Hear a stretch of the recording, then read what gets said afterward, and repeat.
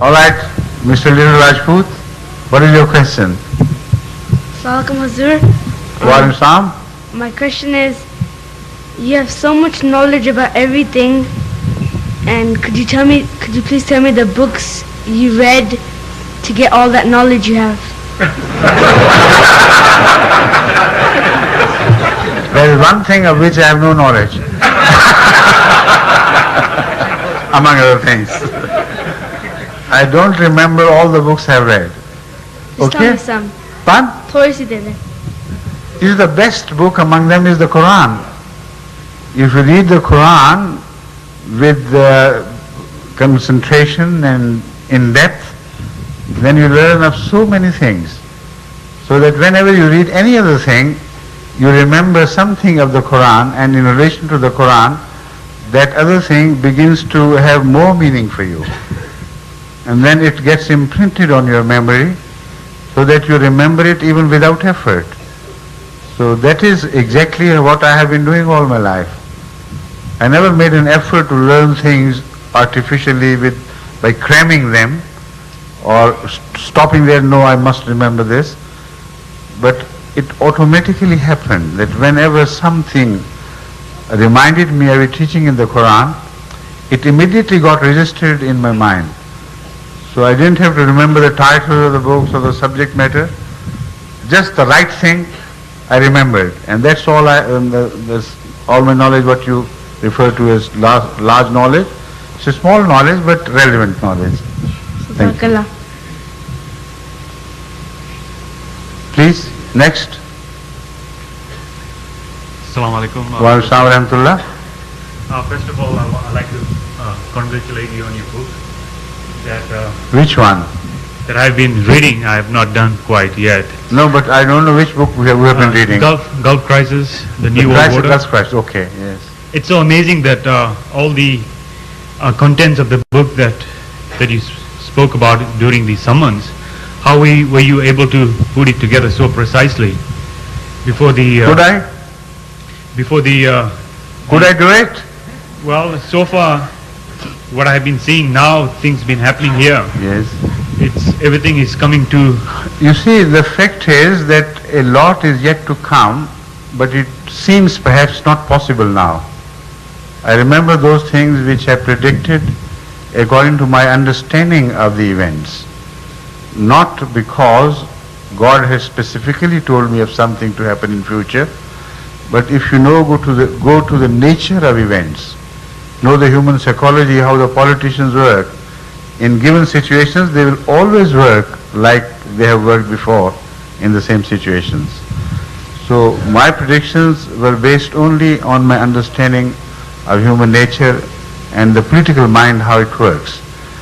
So some of those predictions may have lost bearing with the present time only temporarily. I spoke of a future not immediate, but some future which may appear later in time. So I'm sure these things are also going to come true. But many of immediate interest to the world, people have been telling me, even non-Ahmadis, that they were surprised to see that they are going to pass as they were predicted. But I again make it clear, it was not a prediction of the religious type at all. It was just an understanding of the world events and human mind as it works. Okay? Thank you very much, Dr. Please, it's not your turn. Is it your turn?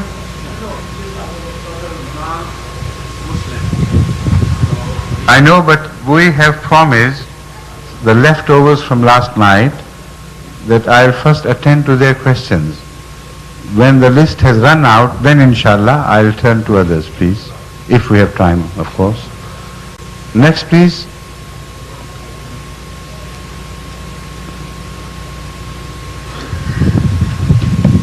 Assalamu alaikum. Wa alaikum rahmatullah. My name is Azim Dar. Yes. I have a friend who is a non-Ahmadi Muslim. Right. And who has come to my mosque to offer prayers quite a few times. Right. And I was wondering, will it be appropriate for me to go and offer prayers at his mosque at any times? Huh?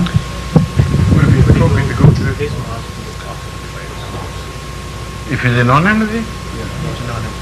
Why not? Who can prevent him from doing that?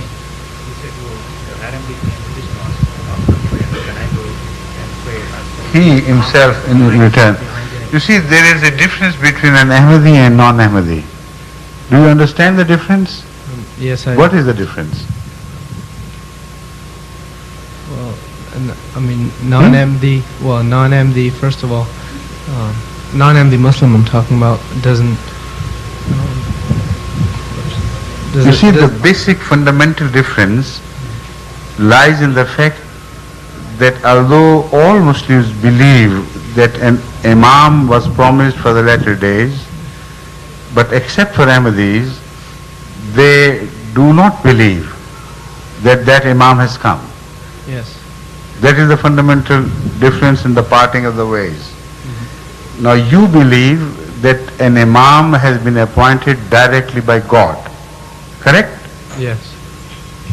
The mullahs who lead the prayers, the so-called Imams in the mosques, they dare to reject the appointment of God, the appointment of an Imam by God. So now put this question to yourself. Those who believe that we have a right to reject an Imam appointed by God, and they dare do it, what sort of prayer would be behind them? You who have believed in the Imam appointed by God do not have the courage to reject a man-made Imam. They have the audacity to reject an Imam appointed by God himself. This exactly is the position. So ask yourself what your behavior should be. Yes, I know. I was just saying, because he's offered me to come to his mosque and read prayer. You explained it to him.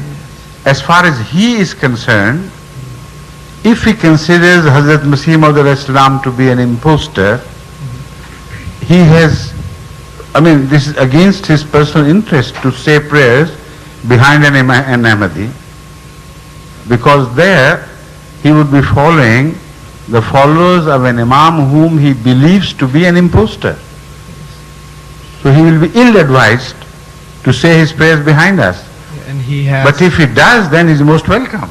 Yes. We have no objection. But your case is different. You know that the Imam has come and you have accepted him. Those who have rejected the Imam appointed by God, they have forfeited their right to be Imams themselves. Is that not logical? Or you still have some doubts? I understand what you're saying. Okay, thank you. Thank you. Please.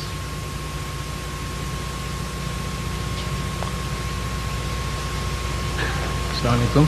Wa alaikum assalam wa rahmatullah. Ziaul Haq. I have a friend, he's a born-again Christian and always have a discussion on... Born again Christian. Yeah. He was born before you as a Christian? There's a sect in Very fun. Christianity. Achha, okay. So we discussed Islam and Christianity.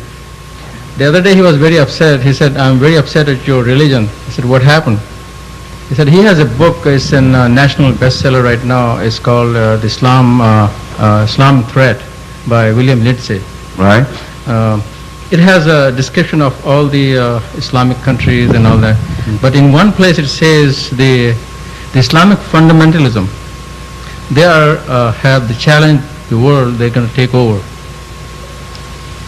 So, The what is the question big objection? What is his objection? What is the big objection against it? Yeah. The Christians have taken over the whole world, Right. and there is no objection against that. That's what I told him. Yes. My question But is... the Muslims naively believe that they can take over the world, which is a very hollow, stupid thought. It has nothing to substantiate it. All the Muslim countries entirely depend for arms supplies upon the Western people in the Western nations.